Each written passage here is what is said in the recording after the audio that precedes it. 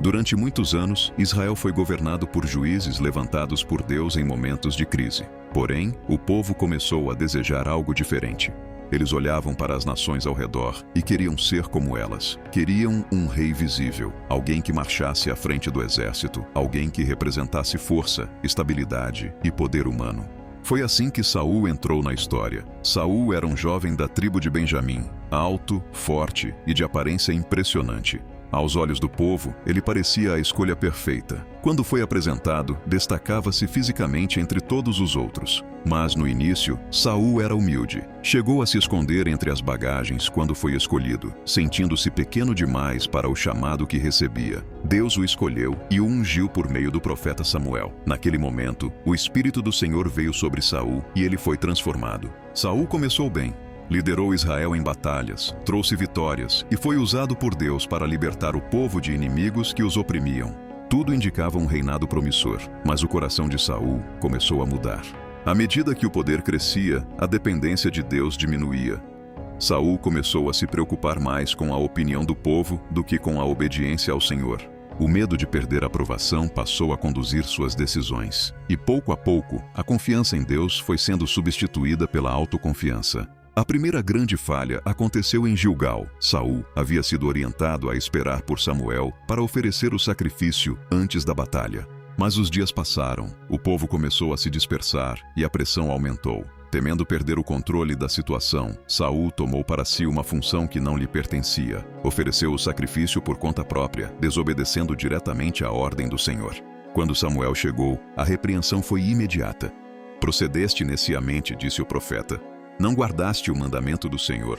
Aquele ato revelou algo profundo. Saul não confiava mais no tempo de Deus. Ele preferiu agir para manter a aparência de controle do que esperar pela direção divina.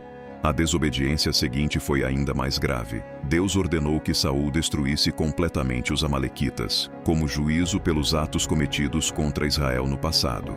Saul venceu a batalha, mas decidiu poupar o rei Agag e guardar o melhor dos animais. Sua justificativa era religiosa. Disse que o povo havia preservado os animais para oferecer sacrifícios ao Senhor.